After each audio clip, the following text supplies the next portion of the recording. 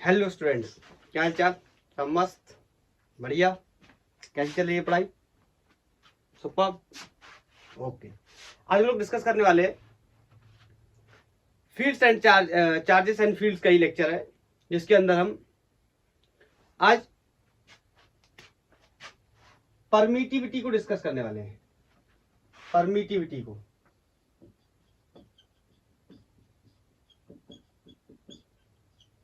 Permittivity को discuss करने वाले हैं। आपको याद होगा तो फर्स्ट लेक्चर हम लोग सेकंड लेक्चर हम पढ़ रहे थे, जब कूलम्ब लॉ की हमने बात की थी। हमने कहा था ये दो चार्जेस है, कोई Q1 Q2 फोर्सेस है, बोलो। और हमने कहा था इनके बीच में कितना फोर्स होगा, K Q1 Q2 upon R square. याद है? याद है? तो हम लोगों ने कहा था कि ये जो K की वैल्यू है, न्यूमेरिकल वैल्यू, तो 9 × 10⁻⁹ होती। इसकी एक वैल्यू और भी होती, दैट इज 1/4πε। याद आया? और ये जो एप्सिलॉन था, इसी को हमने बोला था क्या,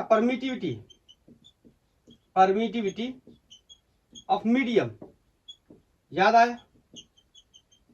अगर हमने बोल दिया ये दोनों चार्जेस एयर में रखे हैं, तो यही जो परमिटिविटी है ये कन्वर्ट हो जाता था, एप्सिलॉन कन्वर्ट हो जाता था एप्सिलॉन नॉट में, और इसका नाम होता था परमिटिविटी ऑफ फ्री स्पेस। बोल लें इसको, फ्री स्पेस बोल ले या वैक्यूम बोल ले, एयर बोल ले, एक ही बात है। फ्री स्पेस, वैक्यूम बोलते हैं, एयर बोलते हैं, एक ही बात है। ठीक है, इसकी वैल्यू भी हमें पता थी। इसकी वैल्यू भी 8.85 × 10⁻⁻12। बोलो, याद आया? और unit coulomb square upon newton metre square. ये बेसिक बात थी जो हमने कूलम्ब लॉ के अंदर की थी। हमने कहा था ये जो परमिटिविटी होती है ये मीडियम की प्रॉपर्टी होती है, मतलब मीडियम वेरी करने पे परमिटिविटी बदलती है। या इस कांस्टेंट के बारे में, ये जो कांस्टेंट है इसके बारे में हमने बताया था आपको, ये डिपेंड करता है किसके ऊपर, मीडियम के ऊपर। याद आया? और मीडियम के ऊपर क्यों डिपेंड करता है, बिल्कुल क्लियर। इसकी वैल्यू 1/4πε या एप्सिलॉन नॉट जैसी है। देखो 4π तो क्या है, कांस्टेंट है। इसका मतलब परमिटिविटी पे डिपेंड कर रहा है कौन, के। परमिटिविटी पे डिपेंड कर रहा है, इसीलिए के किस पे डिपेंड कर रहा है, मीडियम पे डिपेंड कर रहा है। बोलो, किस पे डिपेंड कर रहा है, मीडियम पे।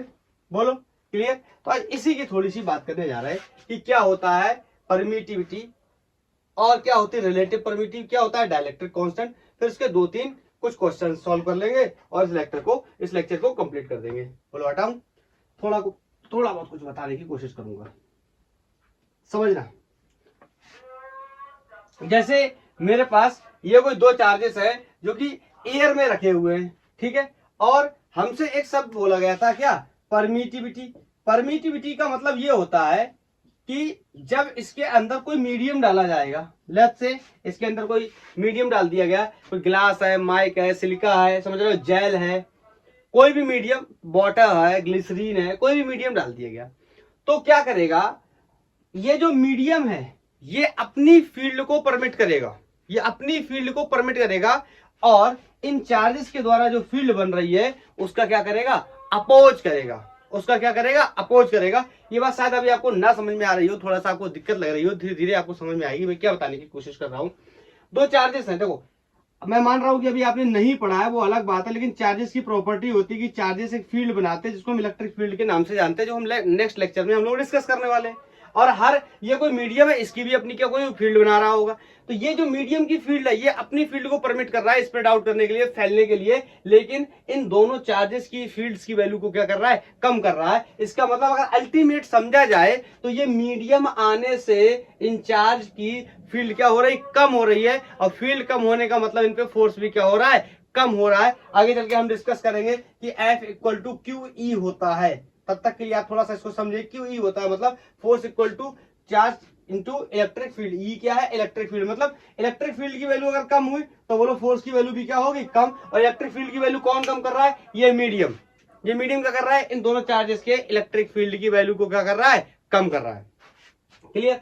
इसका मतलब ये खुद की फील्ड को क्या कर रहा है, परमिट कर रहा है, अलाउ कर रहा है, लेकिन दूसरे के फील्ड को क्या कर रहा है, मिनिमाइज करने की कोशिश कर रहा है, कम करने की कोशिश कर रहा है। तो मैं आपसे एक बेसिक प्रश्न पूछूं कि अगर एयर था तो फोर्स ज्यादा होगा, या कोई मीडियम डाल देंगे तो फोर्स ज्यादा होगा। तो आपका आंसर होगा कि जब कोई मीडियम डालेंगे फील्ड कम होगी, मतलब फोर्स की वैल्यू क्या हो जाएगी, कम हो जाएगी। इसका मतलब हमेशा जो फोर्स की वैल्यू होगी वो एयर में क्या रहेगी, ज्यादा in comparison to the any medium. तो समझते हैं इसकी वैल्यू को, न्यूमेरिकल वैल्यूज को कैलकुलेट करने की क्या करते हैं, कोशिश करते हैं।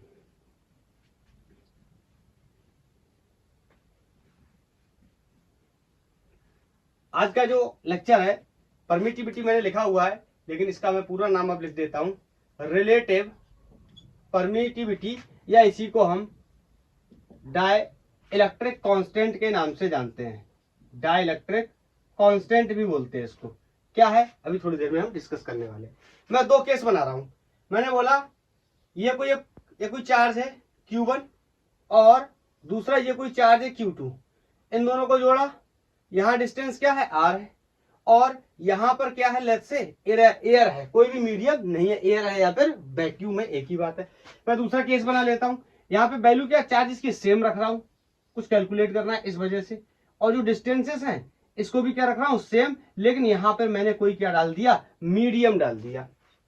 बोलो यहाँ पे कोई मीडियम डाल दिया, कोई भी XYZ कोई मीडियम मैंने इंट्रोड्यूस कर दिया। तो मैं आपसे कहूं दोनों पे लगने वाले फोर्सेस का कैलकुलेशन करिए। तो हम कहेंगे क्या, हम मान ले रहे हैं कि जो फोर्स लग रहा है एयर में, या तो हम उसको बोल दे रहे हैं फोर्स इन किसमें, वैक्यूम में, या आप कुछ भी लिख लो। तो इसकी वैल्यू कितनी जाएगी, 1/4 पाई, और एप्सिलॉन की वैल्यू क्या हो जाएगी, एप्सिलॉन नॉट, क्योंकि किसकी बात कर रहा है, एयर की। Clear clear.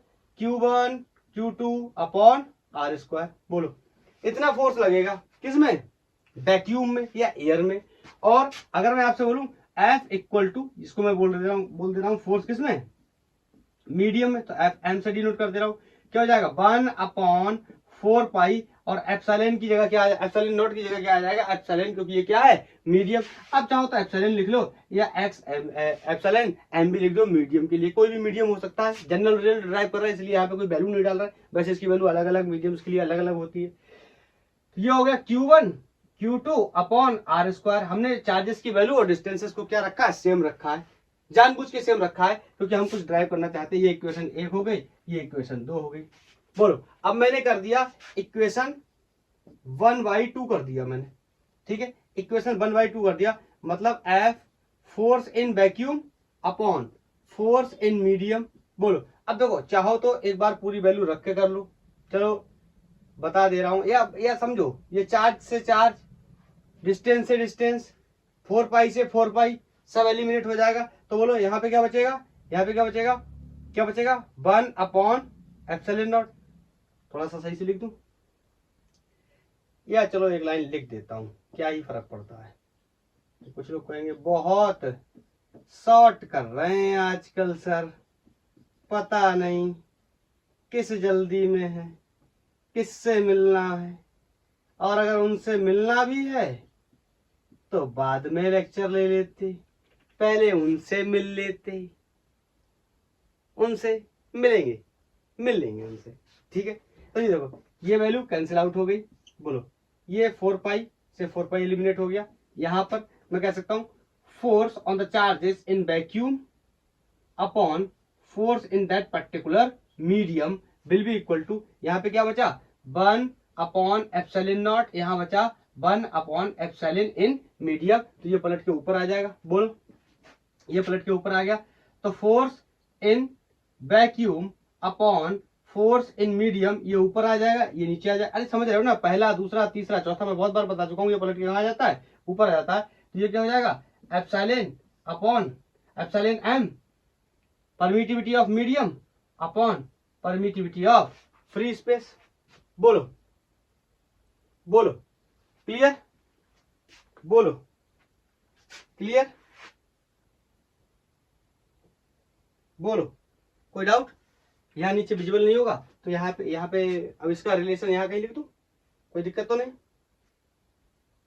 बोलो लिख दूं, हटाऊं कहां से ये सोच रहा हूं। अच्छा एक काम करो, आप इतना नोट करो, पहले कर लिया नोट, ऐसा ले लिया ऐसा, ओके। अब इसको हटाता हूं। अब यहां पे देखो, यहां पे मैं निकालने चला, लेट्स से कि एक लाइन चलो लिख लेता हूं पहले। वैक्यूम में फोर्स अपॉन मीडियम में फोर्स क्या है, epsilon permittivity of medium upon permittivity of free space. अब बताओ अगर मुझे निकालना है किस पे, फोर्स इन मीडियम, तो क्या करूंगा क्या करूंगा क्या करूंगा, उससे पहले एक एक्सप्लेनेशन करूंगा, उसके बाद इसको आगे सॉल्व करूंगा। इसको भी हटा देता हूं। अब लगाऊंगा हेडिंग, क्या हेडिंग है, रिलेटिव परमिटिविटी। रिलेटिव परमिटिविटी का मतलब है इट रिलेटिव परमिटिविटी, या इसी का दूसरा नाम डाइलेक्ट्रिक कांस्टेंट। ठीक है, इसी को हम बोलते हैं डाइलेक्ट्रिक कांस्टेंट को, ये कुछ इस तरह के से रिप्रेजेंट करते हैं। ठीक है, रिलेटिव परमिटिविटी को ई आर से रिप्रेजेंट करते हैं। ठीक है, इसकी डेफिनेशन लिख देता हूं, it is the ratio of permittivity of medium to permittivity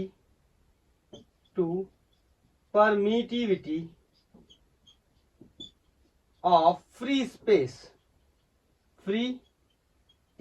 अब समझ गए होगे। देखो यही क्या लिखा है, permittivity of medium upon permittivity of free space, उसी को हम क्या बोलेंगे, रिलेटिव परमिटिविटी। तो E R is equal to E M upon epsilon naught. बोलो, epsilon M upon epsilon naught. Permittivity of medium upon permittivity of free space is equal to relative permittivity, या इसी का नाम डाइलेक्ट्रिक कांस्टेंट। एक ही बात है, इसका नाम यहां कर दे रहा हूं, इसका नाम ये हो गया क्या, रिलेटिव परमिटिविटी, और इसी को हम क्या बोलते हैं, डाइलेक्ट्रिक कांस्टेंट। ध्यान से देखो, यूनिट डायमेंशंस की बात करें तो बोलो ये दोनों क्या है, सेम क्वांटिटी है। बोलो क्या है, सेम क्वांटिटी। या आप चाहो तो coulomb square upon newton metre square इसके लिए रखो, coulomb square upon newton metre square इसके लिए रखो, तो सारी यूनिट्स क्या हो जाएंगे, कैंसिल आउट हो जाएंगे। इसका मतलब इसका क्या हो जाएगा, नो यूनिट। बोलो नो यूनिट, और नो यूनिट तो नो डायमेंशन। बोलो क्लियर, ये बात समझ गया क्या होती है रिलेटिव परमिटिविटी, या क्या होता है डाइलेक्ट्रिक कांस्टेंट। तो अब यहां से आगे सॉल्व करूं इसे मैं, तो ये आपको कुछ सॉल्व नहीं करना है, मतलब की बात मैं ये बताने की कोशिश कर रहा हूं। इसको क्वेश्चंस आएंगे तो हम कैसे टैकल करेंगे।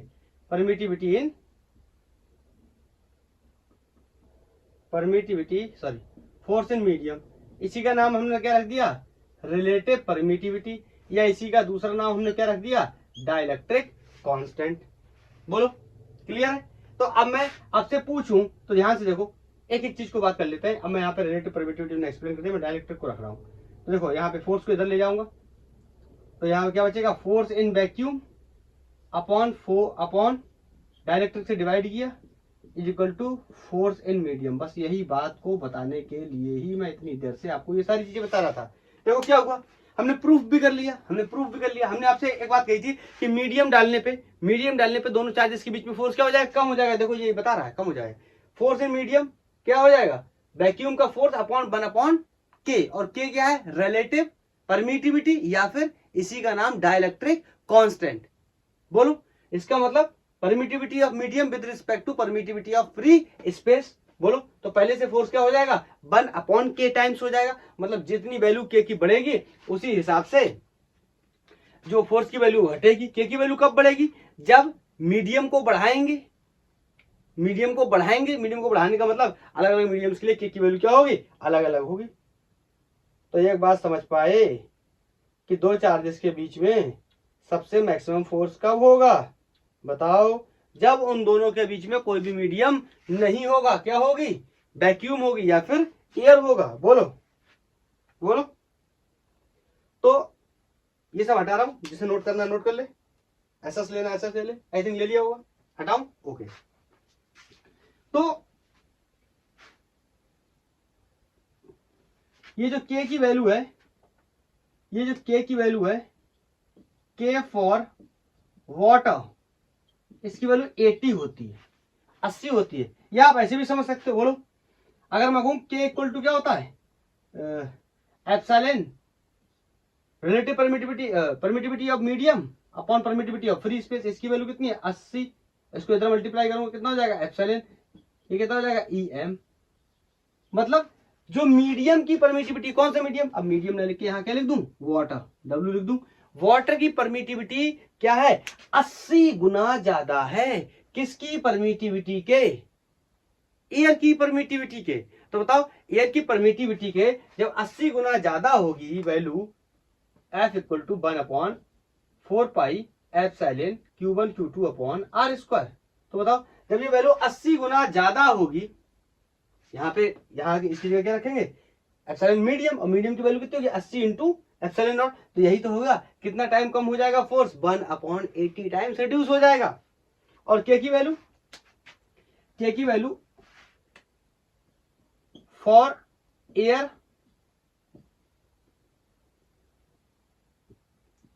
1 अप्रोक्स होती, लेकिन ऐसी होती 1.00008 लाख ऐसी होती, इसको हम क्या कंसीडर करते हैं 1। और फॉर के की वैल्यू, के फॉर वैक्यूम एग्जैक्टली 1 होता है, ठीक है।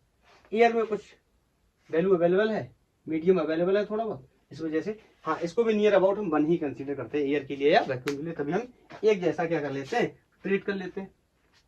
बोलो क्लियर क्लियर क्लियर क्लियर। तो ये मुझे बताना था रिलेटिव परमिटिविटी के बारे में या डाइलेक्ट्रिक कांस्टेंट के बारे में, मैंने आपको बता दिया। इसके 2-3 सवाल कर लेते हैं, इस टॉपिक को क्या कर देंगे, क्लोज कर देंगे। बोलो वाटर के लिए 80 होती है, आपको याद करने की जरूरत नहीं है, क्वेश्चन में आपको खुद ही सजेस्ट करेगा, ठीक है। मुझसे बोल रहा है लेट्स से मेरे पास दो चार्जेस हैं, कोई ये कोई Q1 है और ये कोई Q2 है, ये डिस्टेंस कोई R है, बताओ। और इन दोनों के बीच में, एक सेकंड लाइट का कुछ इशू है, एक सेकंड, लाइट की वजह से थोड़ी सी प्रॉब्लम हो गई थी। तो इस क्वेश्चन को दोबारा शुरू करते हैं, देखते हैं।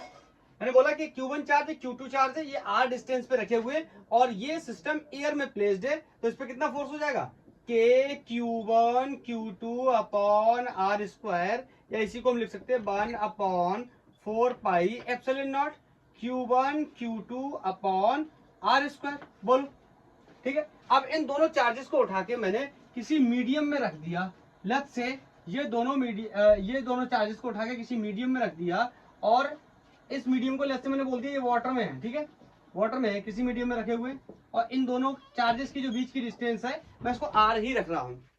मैं आपको इफेक्ट दिखाना चाहता हूं, किसका इफेक्ट, डाइलेक्ट्रिक का इफेक्ट या रिलेटिव परमिटिविटी का इफेक्ट फोर्स के ऊपर कैसे पड़ता है। हम एक्सप्रेशन में तो देख चुके हैं, एक क्वेश्चन में कैलकुलेशन करके देख लेते हैं। तो बोलो मैं यहाँ पे अगर नया फोर्स लिखना चाहूँ, लेट्स से ये किसका फोर्स है, मीडियम का फोर्स है, या मीडियम कौन सा मीडियम है, वाटर, क्लियर कर दिया मैंने, यहाँ पे क्या है वाटर है, और वाटर का जो डाइलेक्ट्रिक है दैट इज 80। आपको पता है डाइलेक्ट्रिक का कोई भी यूनिट या डायमेंशन नहीं होते। बोलो तो यहाँ पे फोर्स कितना हो जाएगा 1/4 pi epsilon naught, no no no no, epsilon of medium, बोलो permittivity of medium, and this is going to be Q1 Q2 upon R square. बोलो अब यहाँ पे मैं आपको साइड में एक बात बता रहा हूँ कि बताओ के क्या होता है, permittivity of medium upon permittivity of air या परमिटिविटी ऑफ वैक्यूम, और इसी की वैल्यू कितनी दे रखी है 80। बोलो क्वेश्चन में दे रखी है कितनी, तो यहाँ पर मैं अगर इसको रिप्लेस करना चाहूँ परमिटिविटी ऑफ मीडियम को, तो किससे रिप्लेस कर सकता हूँ 80 times of permittivity of free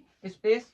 visibility check कर लेता हूँ, visibility, yes it is visible, okay. तो मैं यहाँ पे अगर इसको प्लेस करना चाहूँ तो यहाँ force between the two charges when they are placed in water will be 1/4 pi, इसकी जगह क्या लिख सकता हूं मैं, परमिटिविटी ऑफ मीडियम की जगह कितना लिख सकता हूं 80 times permittivity of free space. बोलो this is Q1 Q2 upon R square. अब इसको ध्यान से देखो, इस वैल्यू को ध्यान से देखो, इसके बराबर है ना, इसके बराबर है ना, इसका मतलब जो वाटर में फोर्स है FW दैट इज F, जो प्रीवियस फोर्स था उसका कितना हो गया 1/80 या F/80, यही तो मैं बोल रहा था ना कि फोर्स क्या होगा, घटेगा। और यहाँ से अगर न्यूमेरिकल वाइज वैल्यू दी होती तो न्यूमेरिकल में आंसर निकाल लेते, और हमारा आंसर क्या हो गया 1/80। बोलो, नया फोर्स पुराने फोर्स का 1/80 टाइम्स हो गया। डाइलेक्ट्रिक टाइम्स होता है, आपको पता है इसकी वैल्यू कितनी होती है। Force in medium is equal to force in vacuum over dielectric, या फिर डाइलेक्ट्रिक की जगह हम रिलेटिव परमिटिविटी भी लिख सकते हैं। बोलो क्लियर। आई थिंक ये क्वेश्चन क्लियर हो गया होगा। एक दो सवाल और कर लेते हैं, फिर हमारा कॉन्सेप्ट क्लियर हो जाएगा। फिर इस लेक्चर को ऑफ कर देंगे और आगे की पढ़ाई पे कंसंट्रेट करेंगे। ठीक है, मुझसे बोल रहा है कि नेक्स्ट क्वेश्चन में बोल रहा है, मैं क्वेश्चन को नोट कर देता हूं। बोल रहा है two charges are separated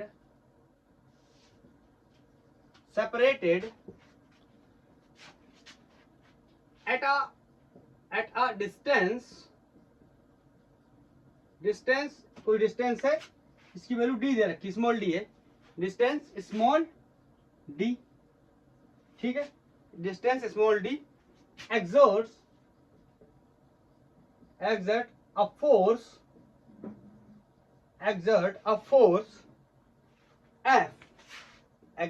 a force F on each other,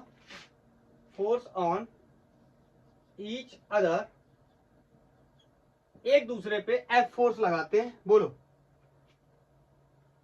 फिर बोल रहा है if they are immersed into a fluid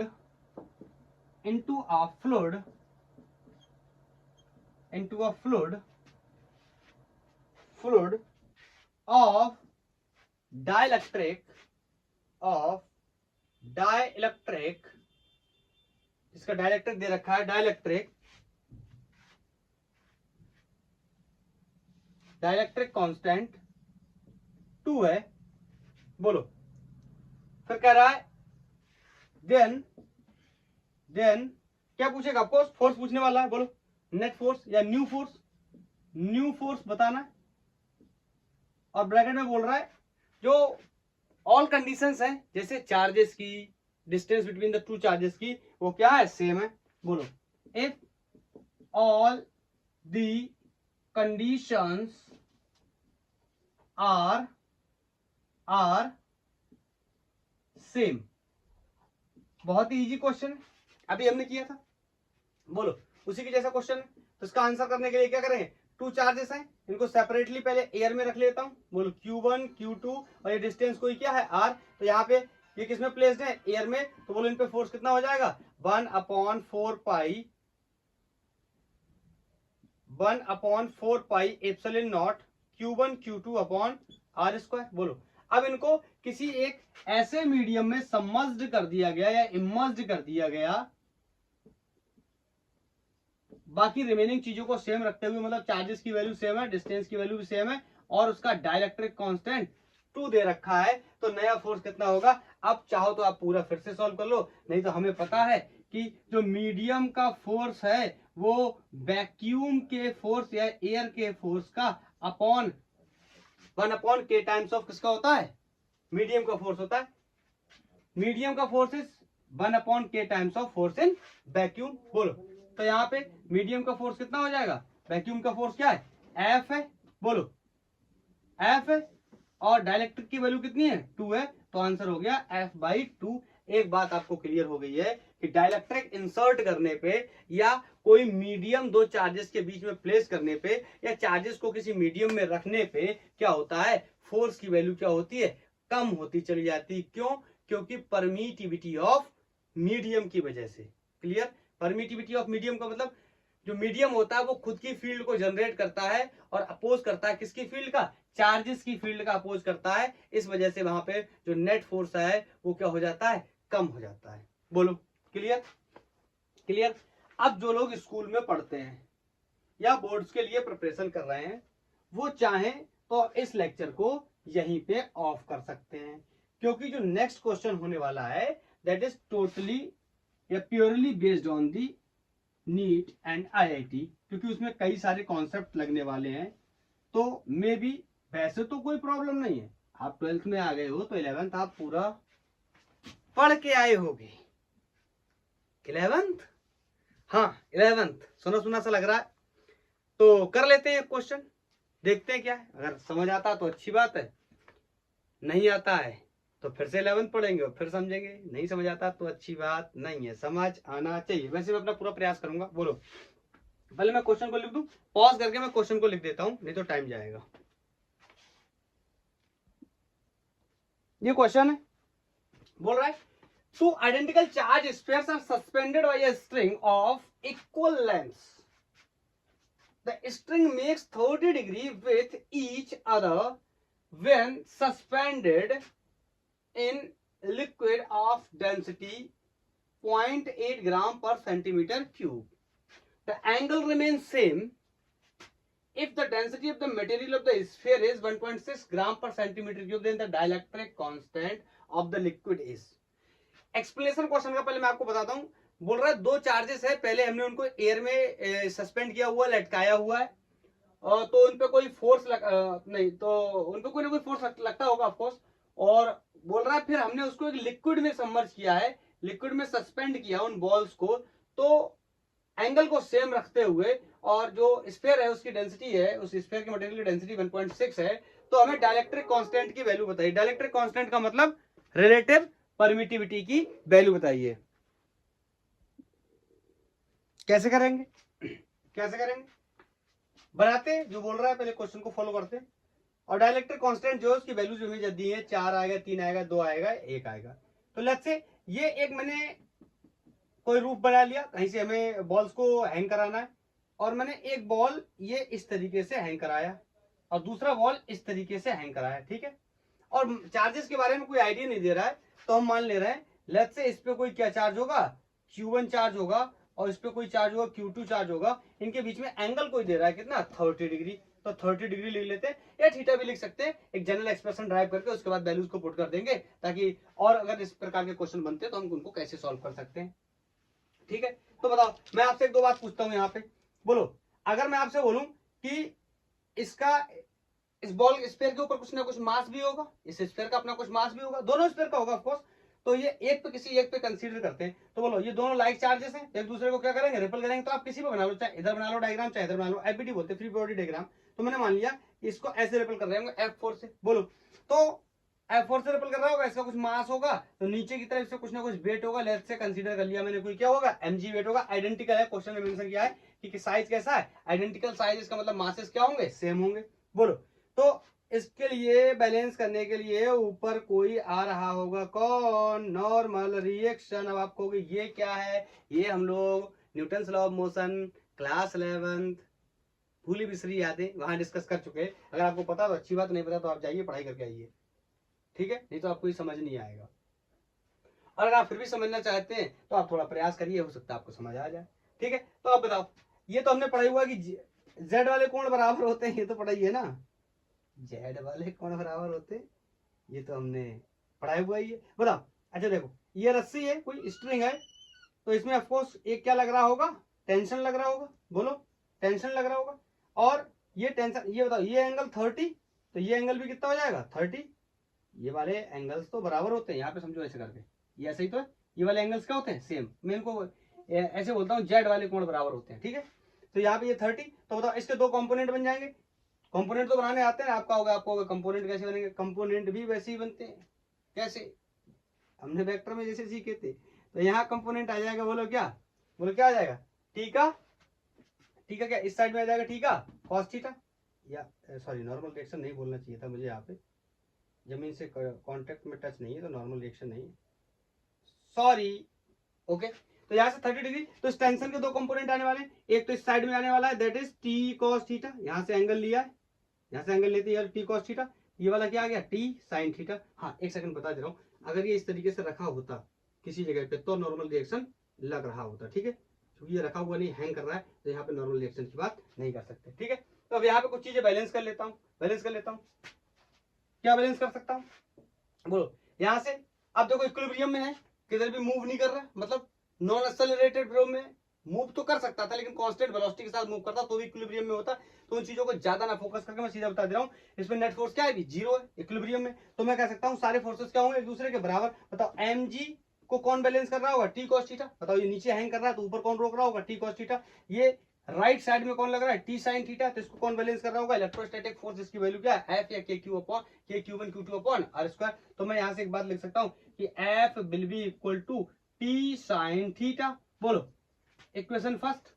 और ये यहां से ये कितना हो जाएगा, एम जी को अगर मैं लिखना चाहूं तो एम जी को कौन बैलेंस कर रहा होगा, टी कॉस थीटा।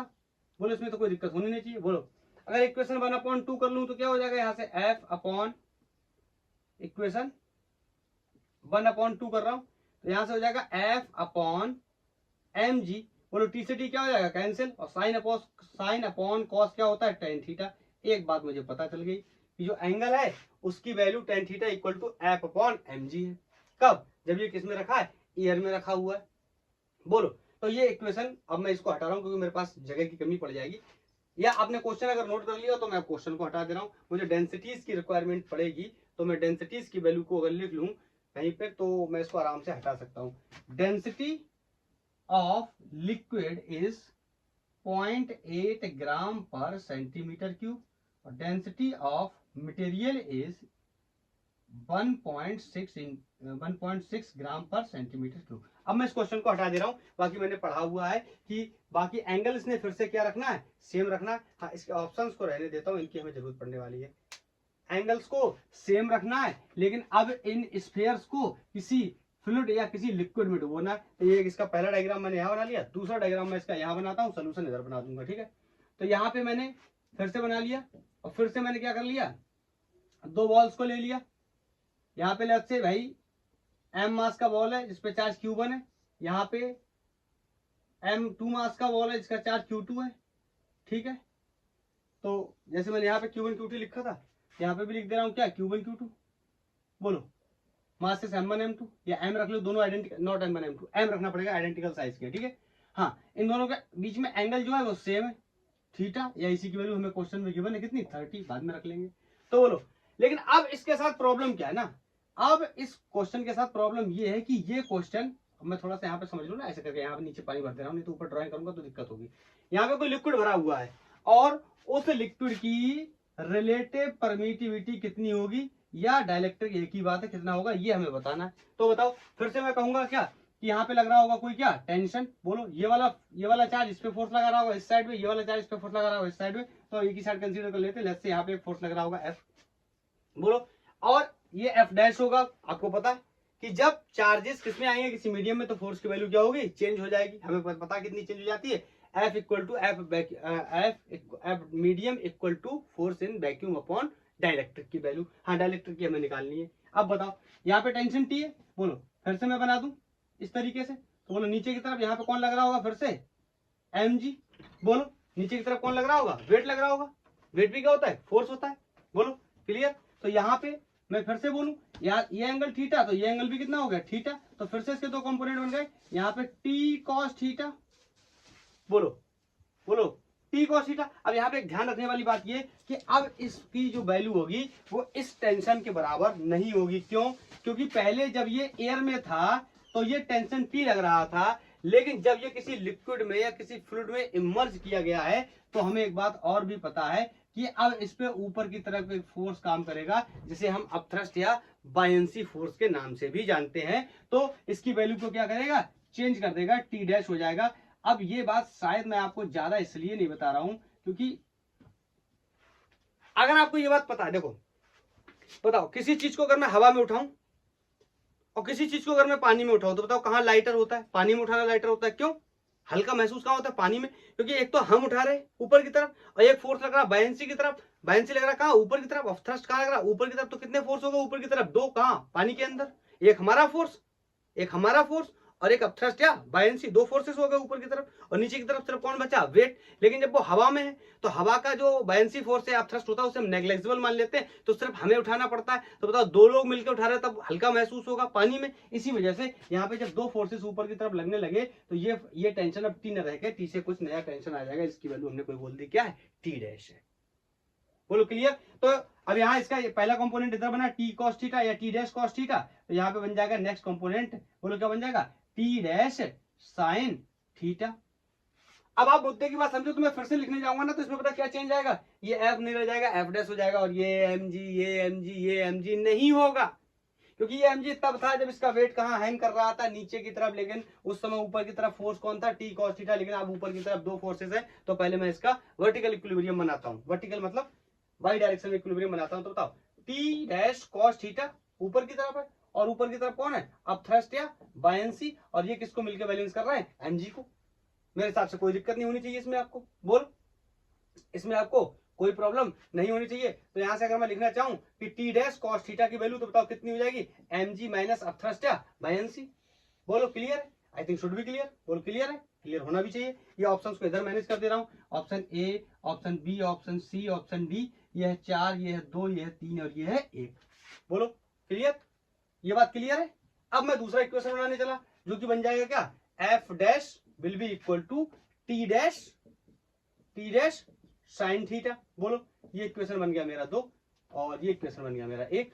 फिर से क्या कर लेंगे, फिर से क्या एक जैसा लिख लेता हूं, ताकि T dash sine theta will be equal to F dash. बोलो फिर से क्या कर लेता हूं, अब की साइन को ऊपर करूंगा तो इसको 2/1 कर लेता हूं।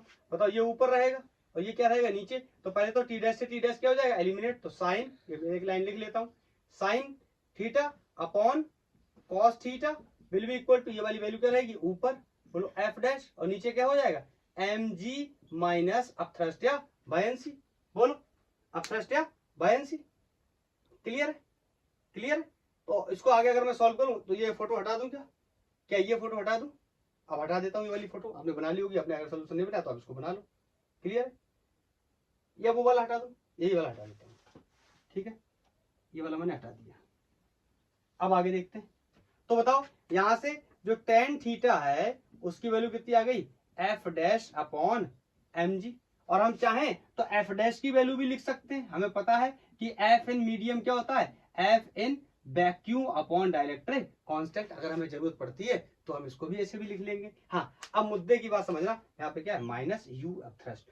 ये जो अपथ्रस्ट होता ना, ये आप कहोगे इसकी वैल्यू मुझे नहीं पता, तो ये अपथ्रस्ट या बायंसी जो होता है ना, इसकी बात हमने क्लास 11th में किताब एनसीईआरटी सेकंड बुक में फ्लूइड मैकेनिक्स के अंदर कर रखी है, जहां पे हमने अपथ्रस्ट या बायंसी के बारे में पढ़ा है, जहां पे हमने आर्किमिडीज प्रिंसिपल को पढ़ा है, वहां पे हम पढ़ते हैं किसकी, अपथ्रस्ट या बायंसी की फोर्स की वैल्यू। तो आपको अगर नहीं पता तो तब तक के लिए आप इस वैल्यू को याद कर लो।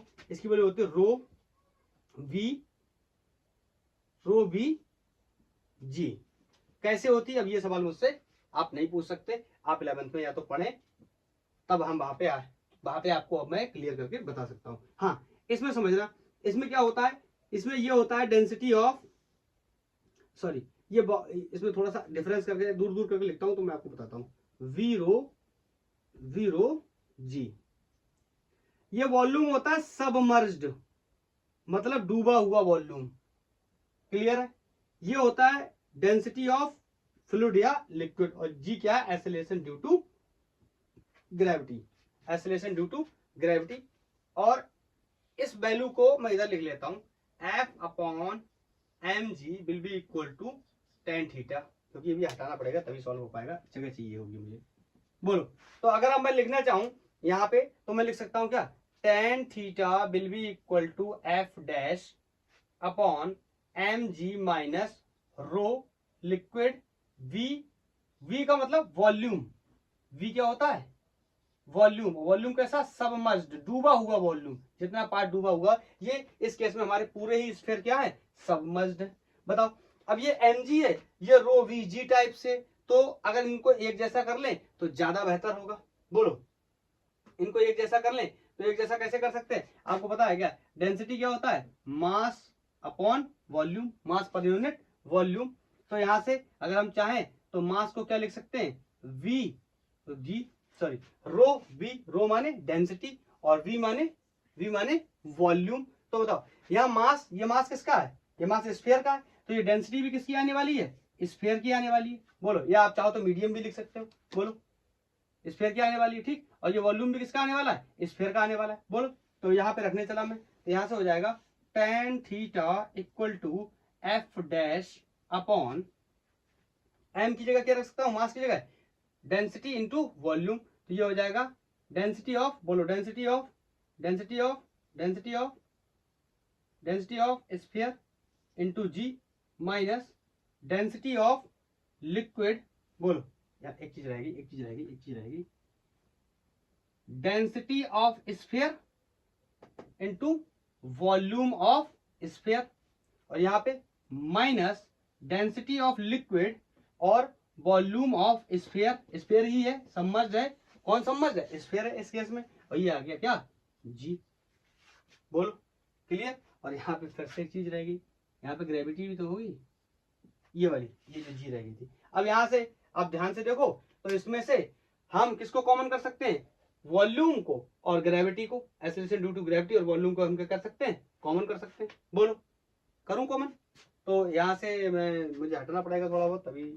तो tan theta equal to F dash, बोलो अपॉन, यहाँ से डेंसिटी को कॉमन नहीं कर सकते, अलग अलग है, वॉल्यूम और जी को कर सकते हैं, वी और जी को कॉमन कर लिया। बोलो तो यहाँ क्या बचा, density of sphere minus density of liquid. बोलो density of sphere minus density of liquid. बोलो क्लियर, बोलो क्लियर। आप नोट करो इसको, फिर मैं हटाता हूं, फिर ऊपर से फिर से करेंगे। बोलो हटाऊं, हटाऊं। देखो इसमें यार क्या है ना, अगर आप चाहो तो ऐसे भी कर सकते हो। फिर जब हम जो इसे ये इक्वेशन है, आपको पता है टेन थीटा इसमें भी है, एंगल क्या है, थीटा, दोनों में थीटा है। तो यहाँ से भी टेन थीटा की वैल्यू आ रही, तो हम बोलेंगे टेन थीटा बराबर, तो एफ अपॉन एम जी इसके बराबर हो जाएगा। अब प्रॉब्लम क्या हो गया, इसमें मैंने इसको डेंसिटी इंटू वॉल्यूम में बदल दिया है, तो या तो फिर इसको भी मैं डेंसिटी इंटू वॉल्यूम में बदलूं तभी एलिमिनेट होगा, अदरवाइज एलिमिनेट होगा। ये मुझे पहले से पता है, इस वजह से मैं बोल रहा हूँ। तो मैं एक काम करता हूँ, यहाँ पे ये डेंसिटी वॉल्यूम में ना बदल के इसको तो मास इंटू ग्रेविटी में बदलता हूँ, ठीक है। तो इसको एक सेकंड में इसको हटा रहा हूँ, यहीं से क्लियर कर सकते हैं। मतलब ये जो वैल्यू है ना, ये जो वैल्यू है ना वॉल्यूम की, तो बताओ यहाँ से वॉल्यूम की वैल्यू कितनी हो जाएगी, मास अपॉन डेंसिटी। मास डेंसिटी किसकी हो जाएगी डेंसिटी बोलो किसकी हो जाएगी, स्फीयर की या सॉलिड की, बोलो जो भी हमारा ऑब्जेक्ट दिया हुआ है उसकी डेंसिटी हो जाएगी। तो इस वॉल्यूम की जगह हम क्या लिख सकते हैं, मास अपॉन डेंसिटी। तो एक लाइन लिख करके यहाँ बढ़ा देता हूँ। तो this is going to be tan theta equal to F dash upon M G minus density of liquid, और वॉल्यूम की जगह क्या लिख सकता हूँ, mass upon density of sphere या जो हमारा सब्सटेंस है उसकी इंटू जी। अब देखो ये एम जी यहाँ पे भी, एम जी यहाँ पे भी, ये क्या हो जाएगा, ये क्या हो जाएगा, कॉमन आ जाएगा। तो यहाँ से tan theta will be equal to F dash upon M G को अगर मैं कॉमन लूंगा तो यहाँ बचेगा 1 minus density of liquid upon density of sphere. बोलो density of liquid upon density of sphere. Visible है? विजिबल भी नहीं, ऊपर बताना पड़ेगा। ये फोटो हटाता हूँ, ये फोटो हटाता हूँ, ठीक है। यहां तक तो विजिबल हो गए, यहां तक तो विजिबल हो गई। इसका नेक्स्ट स्टेप ऊपर लिख देता हूं, tan theta equal to F dash upon M G 1 minus density of liquid upon density of solid. बोलो कोई दिक्कत? ये इक्वेशन आ गई 2।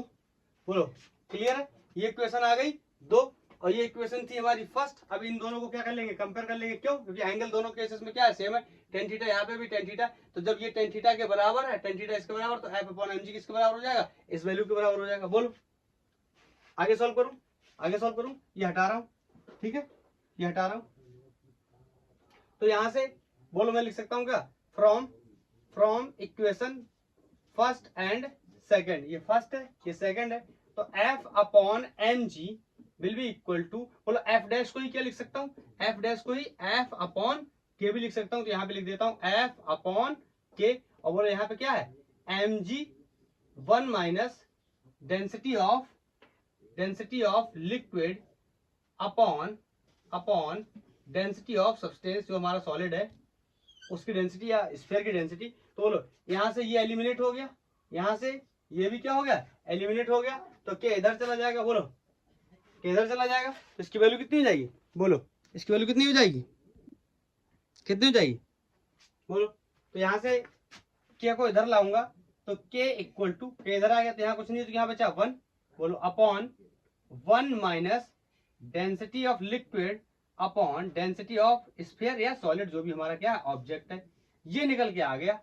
ये अलजेब्रिक वैल्यू निकल के आ गई किसकी, डाइलेक्ट्रिक कांस्टेंट की। इसमें भर देंगे न्यूमेरिकल वैल्यूज को, हमारा आंसर मिल जाएगा। तो इसके लिए के 1 upon 1 minus density of liquid, question में गिवन, दोनों की यूनिट सेम है तो कोई प्रॉब्लम नहीं है, सीजीएस में ही रहने देते हैं 0.8 upon density of sphere is 1.6। बोलो इसका इधर एलसीएम लूंगा तो कितना हो जाएगा 1.6, और 1.6 पलट के कहाँ चला जाएगा ऊपर। बोलो तो के की वैल्यू कितनी जाएगी, ये 1.6 पलट के ऊपर गया तो ये हो गया 1.6 अपॉन, यहाँ एलसीएम लिया तो कितना हो गया 1.6 माइनस 0.8। क्लियर। अब देखो ये 16 है ये 8 है तो कितने बचेंगे 8। अरे इतना तो आ ही रहा होगा। तो k इक्वल टू 1.6 अपॉन 0.8। पहले मैं विजिबिलिटी चेक कर लूं, हाँ है विजिबल, इतने में काम हो जाएगा। बोलो कितना है 0.8, तो ये 8 दुनाई 16, 2 बार जाएगा और यहाँ से लिख सकते हैं के की वैल्यू कितनी आ गई 2, और ऑप्शन हमारा बी क्या हो गया सही हो गया। ठीक है। हाँ मैं आपको ये बता दूं कि जहां पे मैंने साफ किया था मिटा दिया था, दोबारा से किया, अगर मैं दोबारा से ना करता तो मैं उसको भी आगे कैरी कर सकता था। कैसे, मैंने वॉल्यूम इनटू ग्रेविटी का टर्म बनाया था, अगर आपने ध्यान से देखा हो, अगर आप पीछे वीडियो को बैक करेंगे तो आपको दिख जाएगा।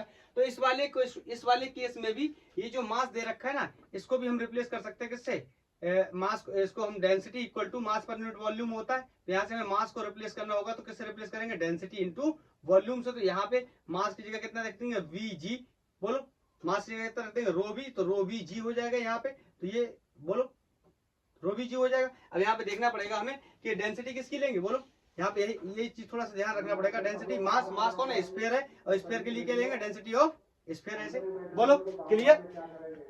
आई थिंक क्लियर होगा। इस लेक्चर को यहीं पे करते हैं समाप्त। और इस तरीके से बेचारा परमिटिविटी या डायलेक्ट्रिक कांस्टेंट का जो कॉन्सेप्ट था वो क्लियर हो गया, आप लोगों ने देख लिया होगा। ये कोई हमने 2-3 सवाल लगा लिए, ये एक एडवांस लेवल का सवाल है, इसमें बहुत सारे क्वेश्चंस का यूज हुआ है, बहुत सारे कॉन्सेप्ट्स का यूज हुआ है। तो इस वजह से जो लोग स्कूल में पढ़ रहे हैं, जिन लोगों ने 11 ठीक से नहीं पढ़ा, तो शायद उनको ये ना समझ आया, अगर आपको समझना है। लेकिन ये बहुत ही अच्छा क्वेश्चन है, इंपॉर्टेंट क्वेश्चन है। तो इस क्लास को यहीं पर समाप्त करते हैं। अगर आपको कोई सजेशन तो आप मुझे बता सकते हैं। थैंक यू, धन्यवाद।